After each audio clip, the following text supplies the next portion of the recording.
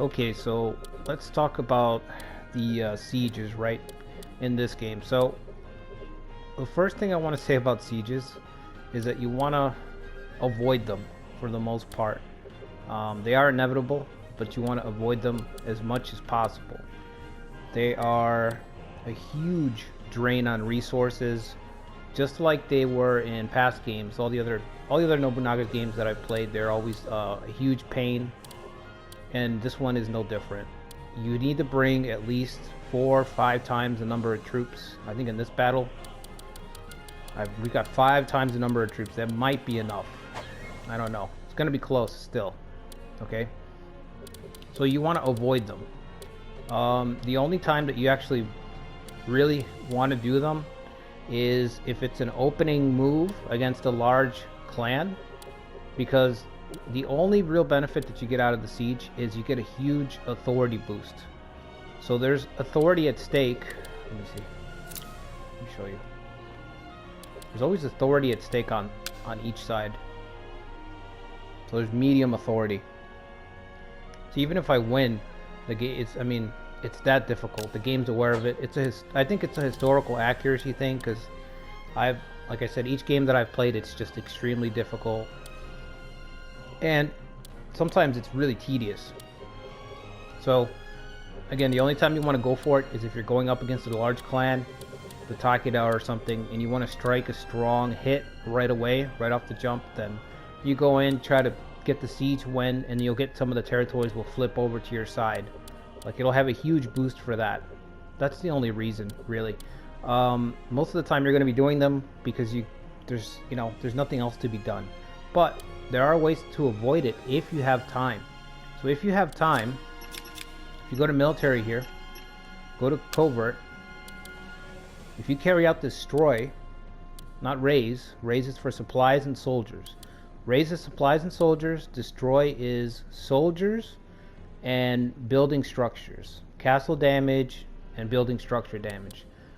This is key. This is what I've been doing most of the game. So whenever I see a castle coming up that I'm going to have to siege, I'll bring down the durability with covert. Okay, I've actually appointed, there's a policy that you can get, not a policy, a council conservator role called long game, and what it does is at the cost of 25% of your income, I think I had talked about this before, it increases your covert success rate by 10%.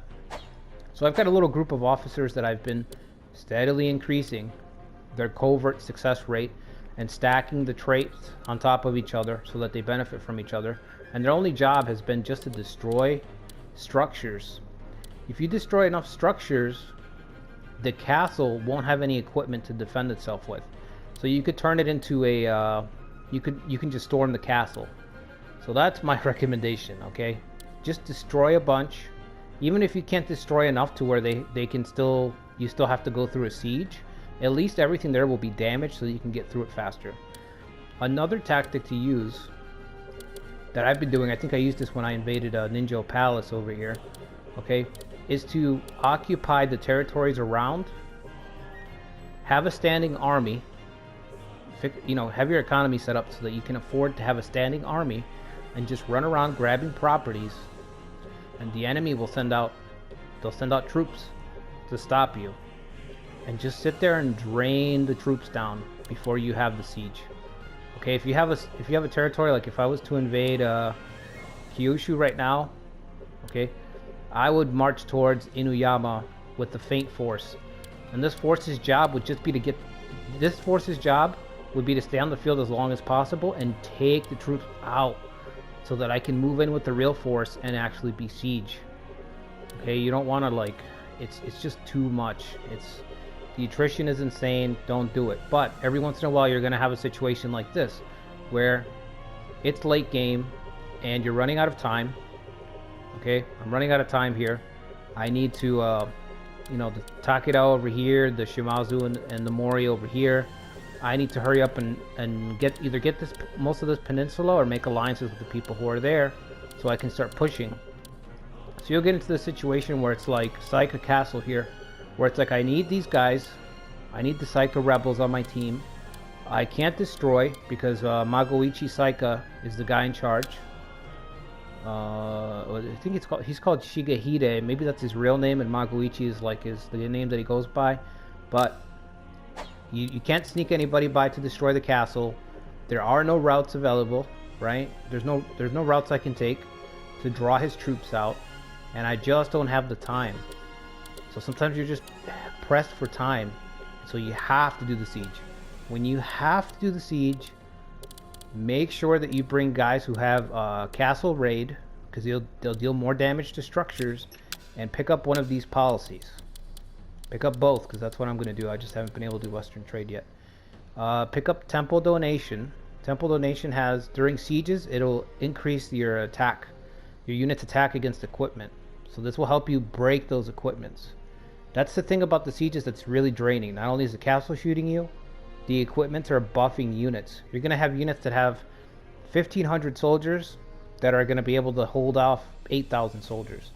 Because of the equipment, because of the arrow tower support that's coming down on you. The arrows raining down from the castle. So pick up temple donation. If you have a conservative tenet, if you have a progressive tenet, pick up Western trade. These are essentially the same. The only difference is one of them is for progressive officers and one favors conservative officers, but they're exactly the same. They have the same cost, the same benefits. If you look at them when blockading, actually there is a slight difference. Temple is for blockading. Western trade gives you 10% damage during storm. So there's a slight variation, but what they have the same is that they both give you a buff to attacking equipment so that you can break equipment. That includes the walls that you guys are going to see. So when you attack wall units and stuff, you'll be able to destroy it just a little bit faster. You get stuff like this, but the problem is that you have to really try to sneak it by, and it's difficult to sneak stuff like this by. So instead of waiting for that to see if that's going to work or not, we're just going to go for it, just so I can. But there's a lot of preparation. I mean, that was just 7 minutes talking about just how to, avoid the siege if you can. If you have to do the siege, okay, castle raid, get up, make sure you have a policy that increases damage against equipment. Okay, so the first thing about sieges is that you're on a clock, right? If you don't bring enough units, your morale is going to be even lower. Don't even bother, okay? If you can't start off with 500 morale, forget about it. It's going to take you so long. You guys are going to say, it takes so long to get from here to the first obstacle in a lot of sieges, okay, that it could potentially cost you almost the whole fight. Because by the time you engage, you're going to be at 300 morale. You're going to lose 200 morale just getting into position. And if you already have low morale, that effect just compounds itself. So the thing to do, I think I'm going to show you guys, is there's a lot of rings here. They're overlapping each other, but the main ring is the castle ring.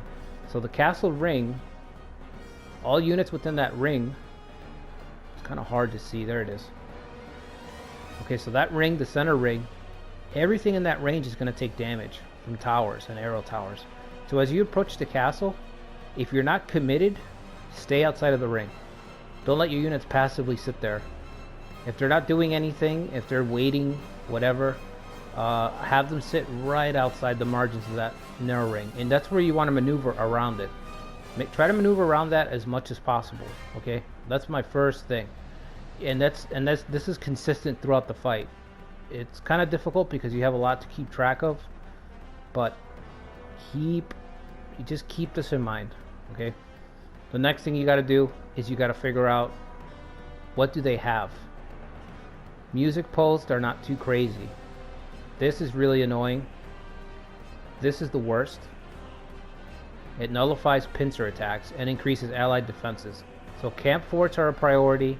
And so are the hidden camps if they have one, which they do here. Secret camps, okay. Secret camps cause confusion in a radius. Usually it's not that bad, like depending on where they're positioned, but they're almost always going to be a pain. Okay, so, and remember that you want to destroy the structures anyway to increase your morale. Your morale is going down this whole fight, and it really feels like a race against the clock, but it's not that strict of a race. as long as you stay focused on your targets one by one, focus on your targets. Yes, you can. This is like the opposite of a battle where you want to go wide. You're already going to outnumber them. You're actually going to want to keep your units fairly close to each other when you do sieges. Don't let anybody kind of straggle off, wander off by themselves. Everybody's got to work in unison to break the structures very, very quickly to buy you more time. And another thing that really hurts is that you don't really get to choose where your guys are positioned.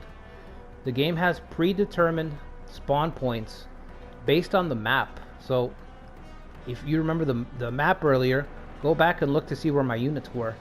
And that'll explain why these guys are here and these three guys are here. Even Kazumasa couldn't fit because the road was narrow on the main map, so he's all the way in the back. So there is a system that's automatically allocating where everybody's going to start just based on the map. If I had a road on the main map and I could have came up from the south, then I would have had a third force here. So, and just the fact that there's all this space allocated to sieges, you can see the intention of the design, where Koei is saying, the design team is saying, this is our epic battle. It's not a plains battle. This is where we test, this is where your metal is really tested. You know, this is the most difficult content that they have to offer. This is the biggest scale battle that they have to offer, because they're already allocating so many spawn points. So it's intentional, is what I'm trying to say. You're not supposed to. You're not supposed to have like a very simple solution where you can just steamroll, like you can on the main map sometimes. Sometimes you get on the main map on a battle, like somebody had commented, you could just set up a quick pincer, confuse abuse, and just win a fight very quickly and just keep moving. This is where they wanted to really test your metal. You know, they really wanted people to, I almost feel like, struggle, for being honest. So okay, let's start already. These are like huge time sinks also. Like, you know, it takes a lot of time and effort to win these. So you have to study, you have to kind of do your best guesswork. Like I say, just figure out your targets. Secret camp is a priority target, and even more importantly is the fort, because again, nullifying pincer attacks is crazy. Now we could try to go around, okay, and avoid this, but it's gonna take so much time, and your officer composition has to be solid. Now I didn't have time, but if it was me, like I said, I'd have castle raid, I'd have a couple of guys with mobility, with the mobility trait, which I don't think I have even one in this battle, but that would be perfect, because you can have a couple of guys who can go ahead and get out ahead in front of everybody, find a weak spot, and just start breaking a wall down, so that when everyone else catches up, it's already broken. You know, there's stuff like that. Just pay attention to your guys' traits is what I'm trying to say, because you can set it up a lot better than this. But I'm in my campaign right now. I'm very like, I'm feeling the pressure of the Takeda making their way. So I'm gonna try to isolate this guy. We're gonna try to beat him down very, very, very quickly.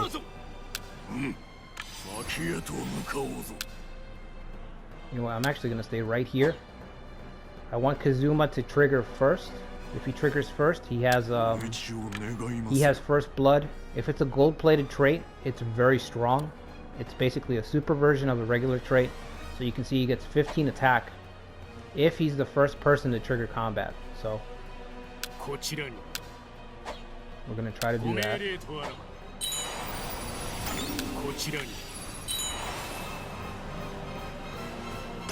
Now over here, these guys are so far.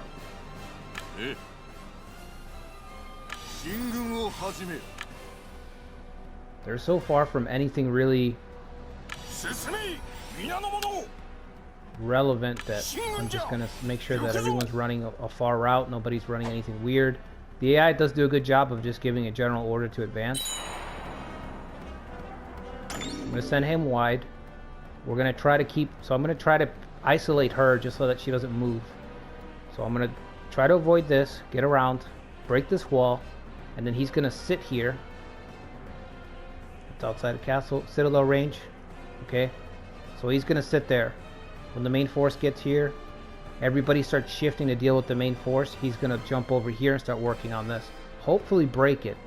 But again, the attrition is crazy. If you sit there and you look at your units, I mean, you'll be absolutely shocked by how much damage your guys take just from arrow fire. Okay, so we got him.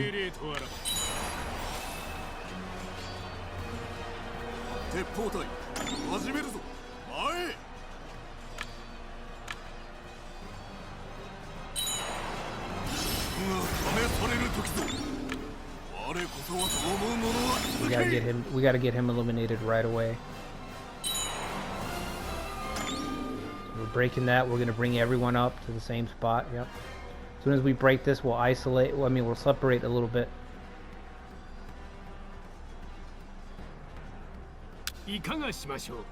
Now he doesn't have a lot of troops. He's only got 3,600. That's not going to be very long under arrow fire, so I'm going to send him wide. The same thing that I'm doing here, where I'm going to have him sitting here. I'm going to mirror that on this side. He's going to sit here and watch this area. We're just going to try to pin these units down, isolate them by threatening their camps, so that our main units can get to work. See, this guy's got 5,900, so he's got a little bit more. So I'm going to maneuver him into attacking this group.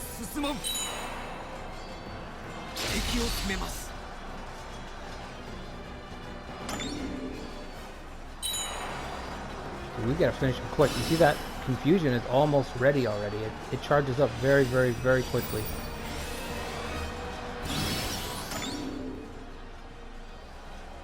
Remember, we outnumber them 5-1, but you'll see the numbers when the battle's over. It is atrocious. Morale's already down to 300s. That's why I'm saying that it's really. Oh wow, battle damage. I love having death on high. I love just rolling that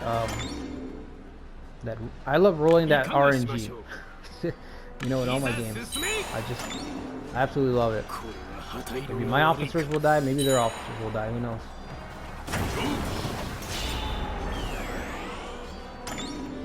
Okay, all that just to get back up to 500.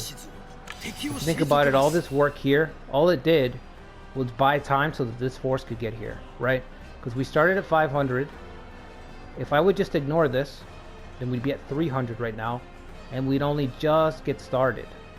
Now we're at 500, and now we're getting started. So again, better position. You do have to pause a lot. I mean, a lot more frequently than you would a battle, I feel like.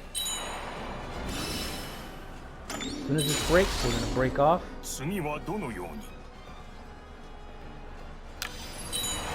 Another thing too is you want to pull units out early, because units that get routed, they will be routed very, very frequently. Units that get routed will affect your morale, and this isn't like a battle. Remember, your morale goes down to 0 in this. It goes down a lot faster. You get routed, and it's always counting down. So you don't want somebody to get routed on top of that. It speeds it up. It'll speed it up way too much. So you see, you're kind of slowly enveloping. That's what you want to do. Slowly envelop. Isolate your targets. Put the enemy in positions where where they're just frozen. You're like, well, you know, what can we do? I can't leave. If I leave, he's going to attack the base. It's going to break that. You know, it's like, well, if you don't leave, I'm going to break this. Just try to put the AI in these uncomfortable spots as much as possible.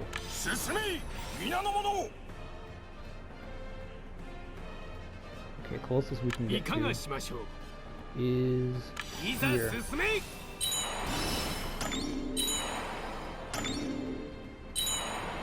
So I'm trying to watch that. I'm trying to skirt that line.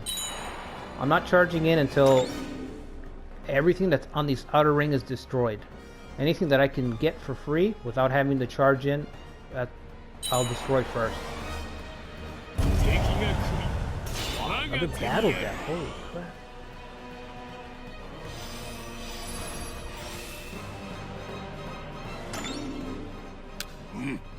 Okay, now we've cleared everything out.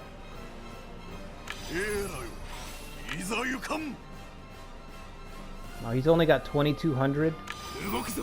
So So I'm just gonna send them back. I'm not even gonna use them anymore. I'm gonna get these two guys in position. And yeah, let's send Kazumon here. He's gonna stay there.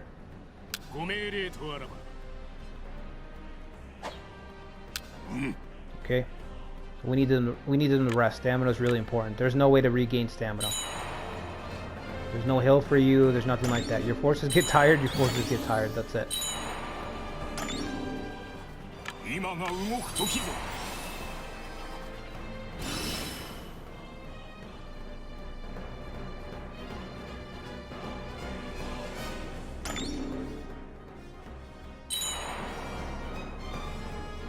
Well, it's the gates that shoot at you. It's not the castle. I don't know why I thought it was the citadel. The citadel doesn't shoot at you. It's the gates that shoot at you.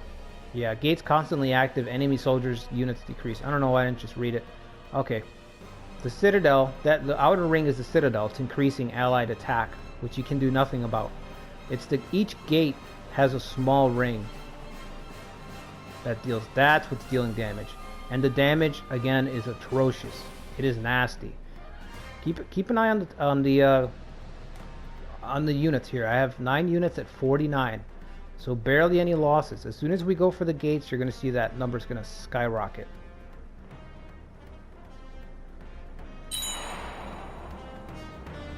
Just be patient, you know, don't let the clock bother you. As long as you're working on breaking stuff, don't worry about the clock. You're getting stuff done. Don't let it, you know what I mean? Don't let it psych you out. Don't let the pressure of the clock ticking get to you. Just slowly, little by little, get your guys in position. Let them rest. You know what I mean? All that. Take your time. You got to be real, like, methodical just to have a shot. Just to have a real chance. See, so right now I'm watching all my stuff here. I wish there was a connection here, but there is not. You'd have to go through the gate, which means you'd have to suffer arrow fire. Okay, so at this point we've got everything around. This is as close as we get without getting shot at. Now I want Hizamasa in the front for a little while because he does have confuse. He's got pincer.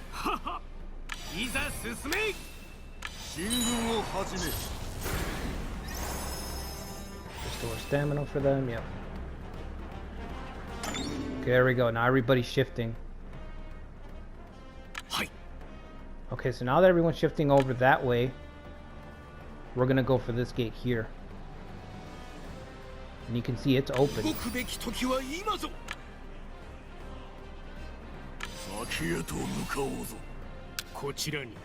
I'm just gonna crash over on that side.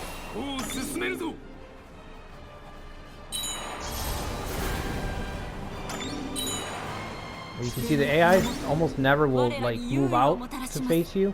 They're gonna sit right under the tower. I mean the gate, so they can fire on you, fire down on you. Now I gotta get him in position. He's gonna hit him with confuse. Oh, this is my Luigi special. Hopefully I get the Psycho after this. I need to get that Officer Corps on my team. Okay, so you see he hit me. Now he's withdrawing. Oh man. Okay, now we're taking... I had 49,000 a second ago. Okay. She's coming in, so that means we're going to attack over here. He's staying put. He's frozen. And I just got to watch the troop numbers.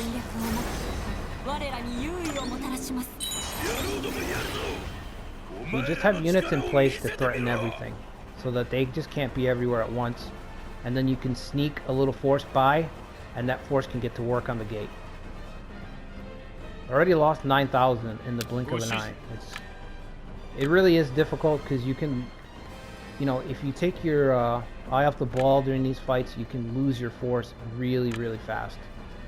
and it's kind of frustrating. It takes some getting used to.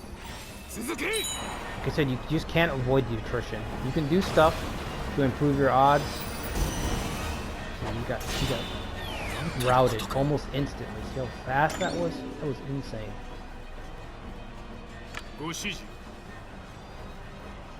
Send him up. Try to prevent him from being destroyed. Okay, she's not going for him. Let's go this way. Preferably officers that have defense are much more valued for these types of situations, for sieges, because they can prevent damage. Dealing damage isn't as crazy. You actually want guys who can just prevent a lot of damage.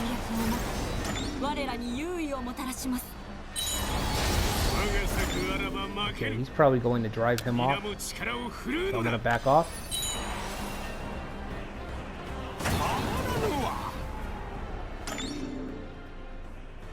Okay, we're through. Now it's just a matter of hammering it out, capturing the citadel.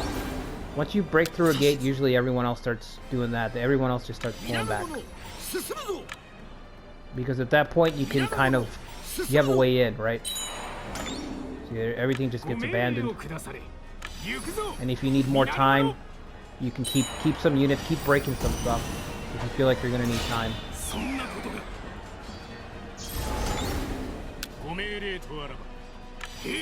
Right here, I'm going to get him out of here.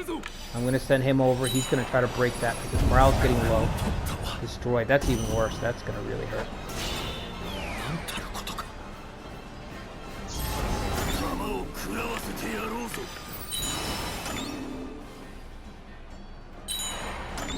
You can only have a single unit really like attacking per spot. So you do at least want to go for 2 gates.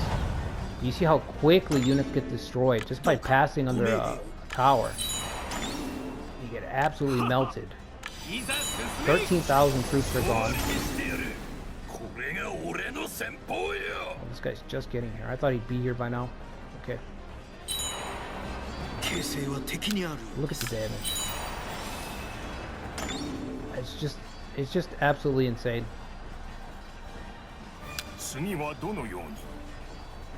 Back him off. He's got confusion ready. We should get her in a second. When she's destroyed, at least we'll get some of our morale back. I gotta pull him back. I mean, it's just the gates. The gates are just horrendous for damage.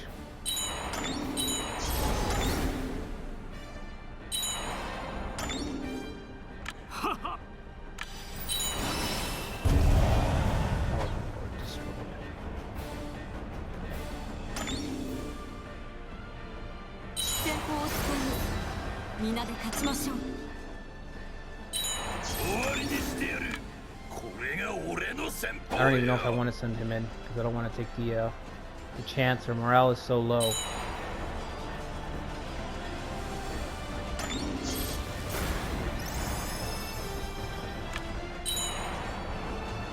Yeah, I don't think we're going to win this one. He's about to get routed in a second.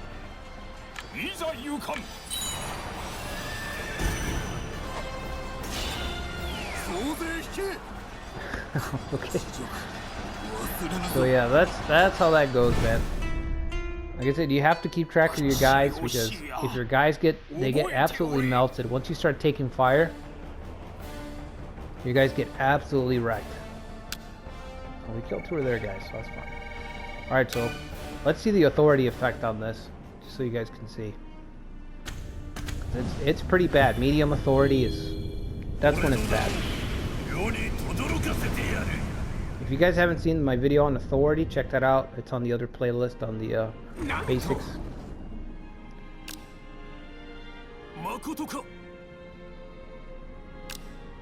My decline has been laid bare for the world to see. Did you see that? Okay, 2 counties. Okay, we only lost 2 counties.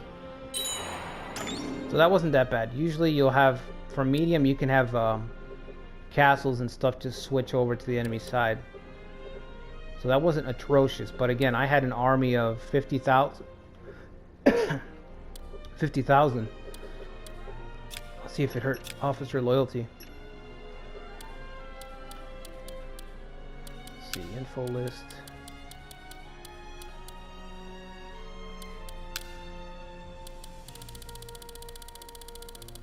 Okay, it didn't have a terrible effect. Honestly, that was probably one of the better losses of authority that I've ever had.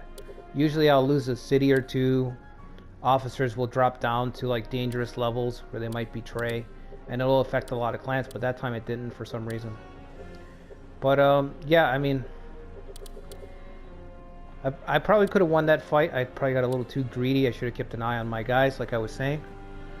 But yeah, you have to keep an eye on your guys. Once they get down to like 1600, it's time to like withdraw. It's time to get them out before they get routed, because that's how you lose. Even if you're winning the battle, like clearly there, I was already running away with it. But if you have guys just hanging around getting picked off, you know, and you're trying to make more happen when you don't really have to, you know, you have to find that line, that fine line of balance, where it's like, okay, we're in. I think we can win here. Let's just make sure nobody gets routed. And that's what I should have done. I should have just said, okay, leave this force off to the side. Let those guys go to work on the Citadel, you know, instead of risking it and pushing it to destroy more structures. But that attrition just, it's absolutely insane. So yeah, I mean, that's pretty much it, guys. Like I said, sieges are just brutal. Now, if I do attack them again, you can see here, if I do follow it up with another army, let's say I could, you wouldn't have to fight a siege again, because their soldiers are too low. So again, that's why I prefer to use that destroy command. Destroy, just lower their defenses, break everything down so that it's already partially destroyed, and then the soldiers are lowered so it's even easier to get it. And if you get it low enough, you won't have to fight the siege. So yeah, my advice is just don't fight a siege. If you don't have to, as time goes on, figure out where the castles are. You know, you can spot them on the map like this. You see that? You see those gold plates? Those are cities that are ready for siege. They're completely built up. They have all their structures built. So you're going to have to siege those territories. So those are as you're expanding, those are the things you want to keep an eye on. Which direction you're going to expand. If there's too many sieges over here, just avoid it. Go around it. Come back later when you're stronger. You know, when you have a big amount of territory, then you can say, okay, now let me try a siege. And even then, it's not a guarantee. So when you're small, don't even bother. 110% do not even bother. So yeah, that's going to be it for the video. If you guys haven't subscribed yet, make sure you subscribe to the channel. Leave me a comment down below if anybody has any ideas for the sieges, anything that's worked for them. Drop a comment so that other people can see, other people can grow, because we're all still trying to figure this game out. So when it comes to sieges, anything that will make it easier, more bearable, oh man, we gotta take whatever we can get, whatever we can find when it comes to these, because they are a huge drain on resources. But yeah, I'll see you guys on the next one.